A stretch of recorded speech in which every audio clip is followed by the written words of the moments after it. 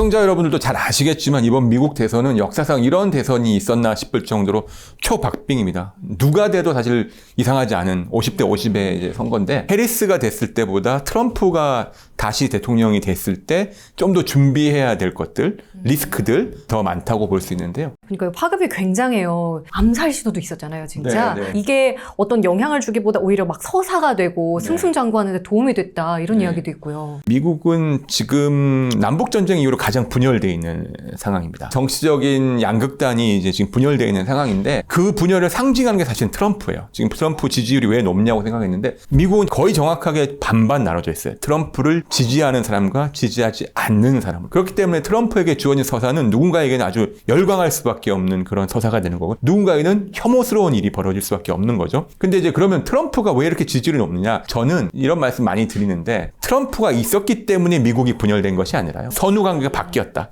미국이 분열되었기 때문에 어떤 트럼프가 아니더라도 누군가의 제2, 제3의 트럼프를 기다리고 있었는데 그 순간에 트럼프가 나타난 거라고 저는 생각을 해요. 그 트럼프의 지지율이 높은 이유는 쉽게 생각하면은 그만큼 미국이 양분화되어 있고요. 사실은 어떻게 보면 트럼프의 가장 큰 뛰어난 기술은요. 뛰어난 언변과 사람들이 원하는 얘기를 쉽고 자극적으로 딱딱 해주는 거였어요. 트럼프를 지지하고 열광하는 사람들이 많이 생겼고 지금 그걸 트럼피즘이라고 얘기를 하고 있는데 이런 상황에서 트럼프를 지지하는 사람들이 점점 늘면서 트럼프에 열광하고 있고 그 힘이 사실은 트럼프를 지금까지 한 번 대통령을 했다가 떨어진 사람이 다시 후보가 되는 경우는 미국에서는 거의 없었거든요. 사실은 그런 현상으로 미국을 바라봐야 되지 않을까 그렇게 생각합니다. 그래서 지금 트럼프 쪽 분위기가 굉장히 뜨거운 거잖아요. 어느 쪽이 더 우세할까요? 이 질문을 하실 때마다 저는 정말 난감한 게 이거는 미국의 전문가들도 전혀 예측할 수 없는 얘기라고 얘기하더라고요. 그런데 제가 이제 이런 얘기를 하면은 언론이라든지 다른 전문가들 좀 다른 얘기를 하는 게 하나 있는데 오늘 투표를 한다면은 굳이 따지자면 해리스가 당선될 확률이 50.1, 트럼프가 당선될 확률이 49.5다라고 보는데 그 이유는 제가 매일매일 저도 외신을 뒤져보고 여론조사 결과들을 보고 있는데 전국적인 지지율은 한 해리스 후보가 한 1% 정도 이기더라고요. 미국의 선거 제도는 우리랑 다릅니다. 미국은 선거인단이 있거든요. 그렇기 때문에 그러니까 이기더라도 주별로 선거인단 투표에서 지면은 지는 거예요. 결국은 7개 정도 되는 경합주의 선거 표심이 중요한데 지금 보면은 한 4개 정도 주에서는 해리스가 앞서고 있고 3개 주 정도 트럼프가 앞서고 있어요. 이대로 되면은 해리스가 승산이 좀 있다. 근데 이제 많은 분들이 2016년과 2020년 여론조사 결과를 보면은 여론조사 때 잡히지 않았던 샤이 트럼프가 많았다. 그렇기 때문에 지금의 여론조사는 트럼프의 지지율을 과소평가했다라는 얘기를 하거든요. 근데 저는 거기서 약간 생각이 달라요. 2016년과 20년에는 분명히 샤이 트럼프가 있었습니다. 그런데 그 샤이 트럼프가 점점 더 줄었어요. 그걸 보여주는 선거가 2022년 중간선거입니다. 예전에는 트럼프를 지지한다라고 얘기하는 게 약간 부끄러운 일이었어요. 근데 그런 게 점점 더 없어진 겁니다. 내가 트럼프를 지지한다는 얘기를 하는 게 오히려 더 자랑스럽고 당당하고 주변에 그런 사람들이 많기 때문에. 근데 해리스가 우세하다고 보시는 건 그 여론조사 결과. 왜냐하면 2022년에 중간선거를 맞아서 이렇게 계속 여론조사에 실패하니까 미국의 여론조사 기관들이 보정을 많이 했어요. 그래서 샤이 트럼프를 더 잡아내기 위해서 보정값들을 주고 공식에 넣으면서 트럼프의 보정이 제대로 이루어졌다는 말이 많았고 심지어는 이 당시에 모든 언론이나 여론조사 기관에서 레드 웨이브 해서 공화당이 다 이길 것이다 얘기했어요. 근데 펜실베이니아 주지사는 민주당이 됐고요. 조지아주 상원의원도 민주당이 아주 가까스로 됐어요. 그 말은 무슨 얘기냐면은 여론조사 보정을 했더니 샤이 트럼프, 샤이 바이든이 많이 줄고 오히려 샤이 트럼프가 조금 과다하게 표집된 게 아니냐라는 문제제기가 나왔고 실제로 지금 아마 그런 문제제기를 하는 사람들이 있어요. 지금의 여론조사 결과가 상당히 믿을만 할 수 있다. 그리고 보정이 이루어졌다. 그렇기 때문에 저는 지금의 여론조사 결과대로라면 해리스가 유리한데 트럼프의 추격세가 아주 대단해요. 제가 말씀드렸던 여론조사 결과를 보더라도 불과 한 2, 3주 전에 비해서 트럼프의 지지율이 막 쫓아오고 있어요. 지금 앞으로 미국 대선이 이 방송 시점으로 아마 좀 남았을 텐데 그 사이에 트럼프가 정말 골든크로스 역전할 수 있을지는 지켜봐야 되겠죠. 이 지지율이 쫓아오는 이유가 어떤 것들이 있을까요? 왜 점점 그렇게? 제가 보기에는 트럼프와 해리스는 정반대의 사람들이에요.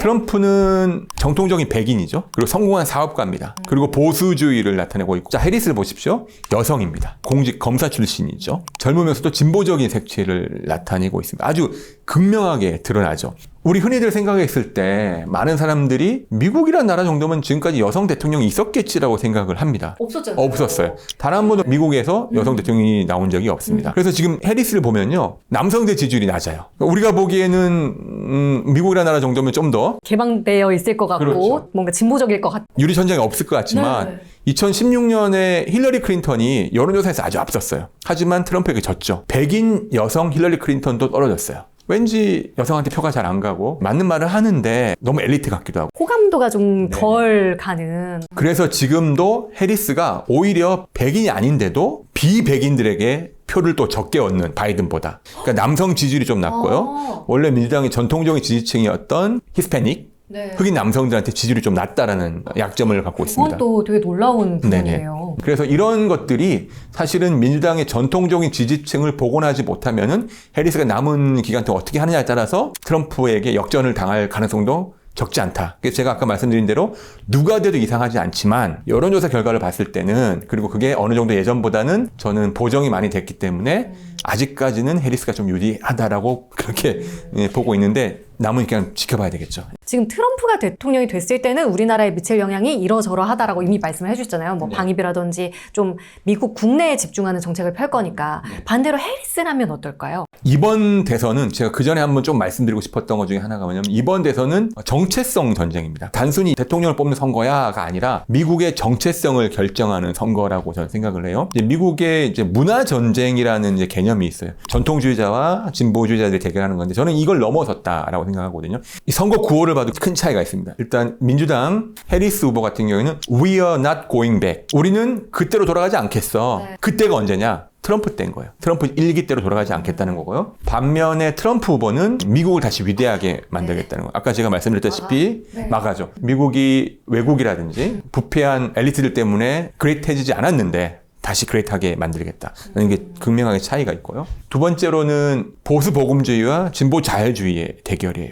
보수 복음주의는 트럼프겠죠. 대표적인 개념이 이제 낙태라든지 동성애 같은 거를 바라볼 때 트럼프는 그거를 반대하는 입장인 거고요. 해리스 같은 경우에는 좀 더 진보적으로 안아주자. 트럼프와 해리스의 가치관이 충돌하는 전쟁이 이번 선거고 그래서 저는 이제 정체성 전쟁이라고 규정을 짓고 싶은데 말씀드린 대로 트럼프가 되면 많은 게 바뀌겠죠. 하지만 해리스가 됐을 경우에 저는 오히려 지금 바이든 행정부와 비교했을 때는 크게 달라지기 힘들다. 카멜라 해리스 자체가 바이든 행정부의 부통령을 재직을 했기 때문에 정책이라든지 그런 노선을 바꿀 게 없습니다. 그걸 계승하겠죠. 또 하나 이유는 해리스가 별로 준비를 못했어요. 본인의 정책을 준비할 시간이라든지 그 다음에 본인의 정책을 공약으로 내세울 수 있는 시간적 준비를 못했습니다. 2달 전에 갑자기 후보가 됐기 때문에 아마 초기에는 바이든 행정부의 그것을 그대로 계승하면서 오히려 초기가 지나야지 본인의 색깔을 드러낼 수 있을 것이다 라고 생각하기 때문에 한국의 입장이나 세계의 입장이 봤을 때는 해리스가 됐을 경우에는 큰 변화는 없을 것이다. 그리고 특히 초기에는 바이든 행정부의 그것을 계승할 것이다 볼 수 있고요. 트럼프는 완전 바뀌겠죠. 한국은 도대체 미국에게 어떤 존재이길래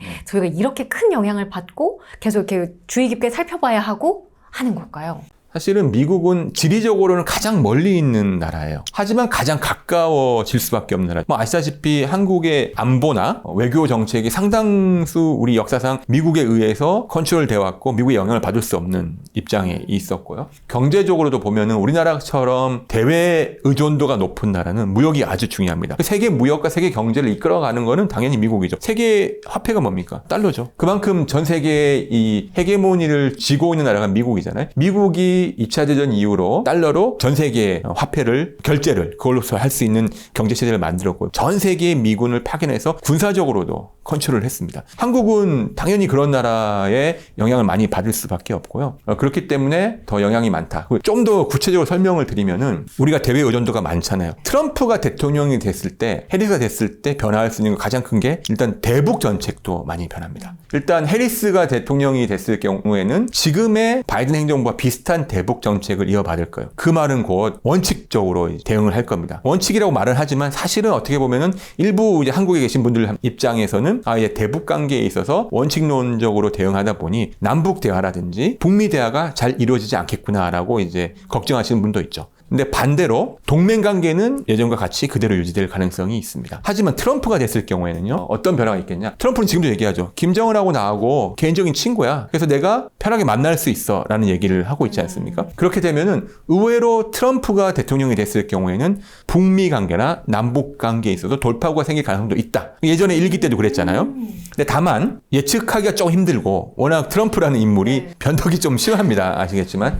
그래서 그런 부분에 있어서는 변동의 여지가 있고 기대할 부분과 동전의 양면같이 좀 우려할 부분이 같이 있다라고 생각을 하고요. 우리나라 같은 경우에 최근에 바이든 행정부 때 많은 우리나라 기업들이 미국에 현재 투자를 했죠. 인플레이션 단축법에 따라서 전기차 공장이라든지 배터리 공장 같은 데가 많이 실제로 투자를 했어요. 그런데 트럼프가 당선될 경우에는 트럼프가 그 전기차 의무 조항을 폐지하고 보조금을 폐지한다고 얘기하잖아요. 그래서 그리고 신재생 에너지에 대한 비우호적이에요. 그렇기 때문에 한국의 기업들 입장에서는 트럼프가 됐을 경우에는 기존에 투자했던 것들이 조금 어려움을 겪을 수 있다. 라고 생각을 하고요. 반대로 이제 뭐 석유화학이라든지 원전 같은 사업은 또 수혜를 받을 수 있겠지만요. 또 하나가 이제 세금 문제인데요. 트럼프와 해리스의 가장 큰 차이점 중에 하나가 세금 문제입니다. 일단 대외 경제로 봤을 때는요. 트럼프는 관세, 테리프 얘기를 많이 하죠. 관세 얘기를 많이 합니다.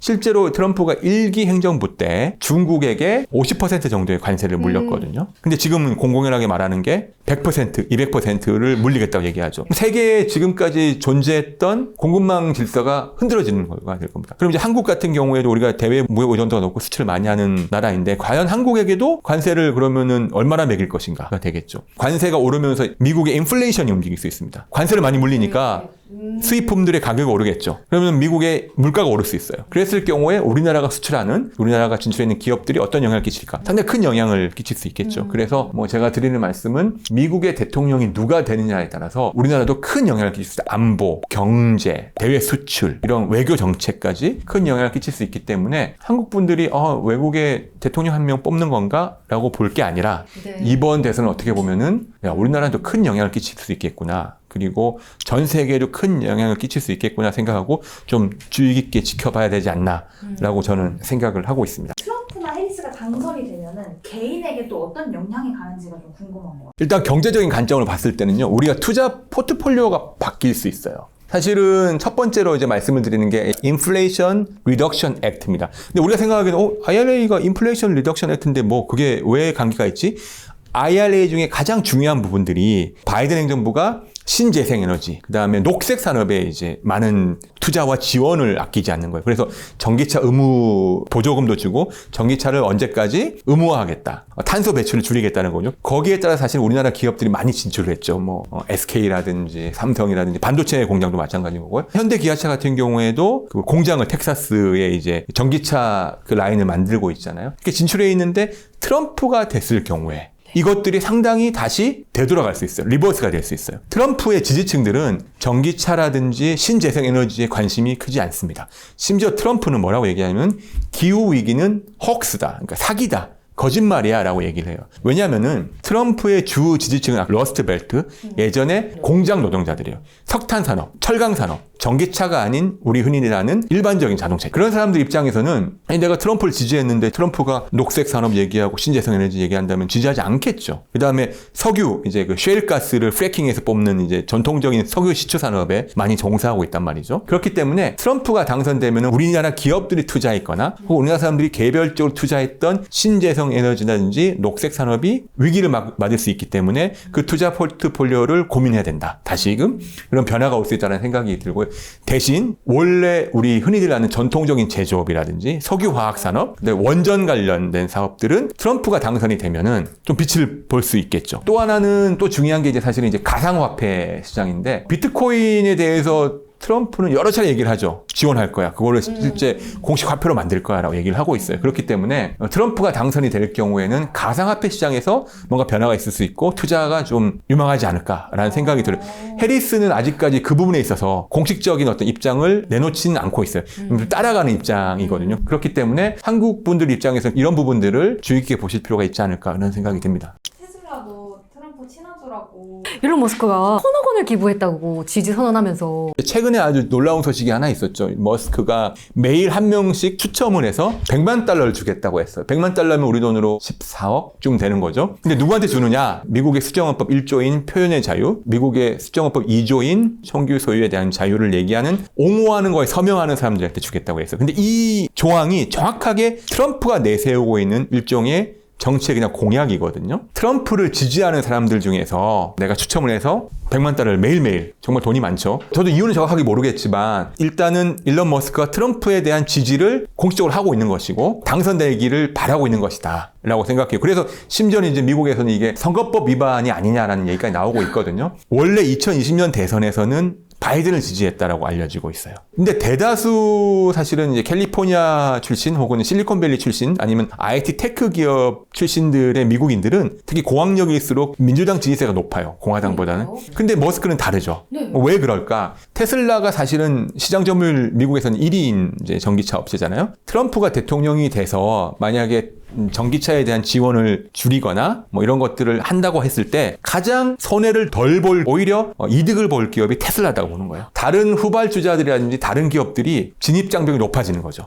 그러니까 지금 시장에서 우위를 갖고 있는 테슬라가 오히려 독보적인 지위를 유지할 수 있게 되고 테슬라 입장에서는 손해볼 게 없다라고 보는 게 이제 미국 언론에서 많이 분석하는 이제 머스크가 트럼프를 지지하는 이유고요. 또 하나는 일론 머스크가 우리가 흔히들 알기에는 전기차만 만드는 걸로 알고 있지만 AI 산업도 하고 있죠. 로봇 만들죠. 우주 탐험 사업으로 하고 있잖아요. 전체적인 자기의 포트폴리오를 봤을 때는 트럼프를 지지해서 나중에 트럼프가 대통령이 됐을 때 더 사업적으로 이득이 될 수 있다라고 보는 것 같고 당연히 제가 보기에 트럼프가 당선이 되면은 테슬라라든지 일론 머스크가 연관되어 있는 그런 산업들이 이득을 보지 않을까요? 제가 아까 말씀드린 대로 석유 산업, 그 다음에 전통적인 제조업들이죠. 철강, 그 다음에 자동차. 자동차는 전기차를 제외한 자동차를 말씀을 드리는 거고요. 그 다음에 원전 산업 같은 경우에도 아마 트럼프가 대통령이 되면은 수혜를 입지 않을까.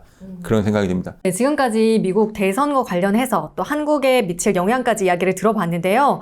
이 말씀들이 이 책에 다 담겨 있는 거 맞나요? 네네. 미국은 내전 중이라는 책인데요. 3년 동안 미국에서 이제 특파원 생활을 하면서 세봤더니 한 34개 주를 직접 취재를 갔더라고요. 120여 개의 아이템들을 제가 했어요. 그 중에는 정치, 경제, 문화, 사회, 의학, 뭐 K-팝 다양한 게 있는데 제가 미국에 있었던 시기가 사실은 3년이지만 남들은 거의 10년에 가까운 일들이 벌어질 정도였다라고 얘기를 많이 하세요. 2020년 미국 대선이 있었고요. 중간선거 있었고요. 또 코로나19라는 또 전대미문의 사건이 있었고요. 가장 와닿았던 미국의 문제점은 저는 미국이 정말 많이 분열되어 있구나라는 생각이었어요. 그래서 제가 사실 미국은 내전 중이라는 책을 썼는데 이게 책이 처음 나왔을 때 미국이 무슨 내전 중이야. 너무 과장된 표현 아니야 라는 얘기를 하셨는데 트럼프가 암살당할 뻔했었죠. 그걸 보시고 나서 많은 분들이 저한테 메시지를 보내주셨어요. 책 제목을 그렇게 지은 이유를 이해하겠다. 미국은 정말 내전 중이구나 라는 생각이 드는데 물론 이게 내전 중이라는 게 서로 총을 쏘고 정말 서로 죽고 죽이는 그런 남북전쟁식의 전쟁은 아니지만 거의 심리적으로는 내전에 들어갔다는 생각이 들고 그거를 꼭 한국 시청자한테 전하고 싶었는데 미국에 관심이 없으신 분들도 쉽게 읽을 수 있게끔 제 취재 후기를 중심으로 썼으니까 아마 미국에 대해서 좀 편하게 읽고 싶으신 분들은 선택하시면 좋을 것 같다는 생각이 들고 또 하나는 여기서는 거론되지 않았던 해리스 얘기라든지 이런 것들을 이제 후속편을 준비를 하고 있어요. 제가 이 책에서 제일 강하게 얘기했던 게 미국의 대선 이후가 정말 혼란하고 분열돼 있을 거다라는 거거든요. 그런 부분들 좀 추가해서 더 업데이트된 내용들 준비하고 있으니까요. 더 찾아봐 주시면 아주 재밌게 읽으실 수 있지 않을까 그렇게 생각합니다.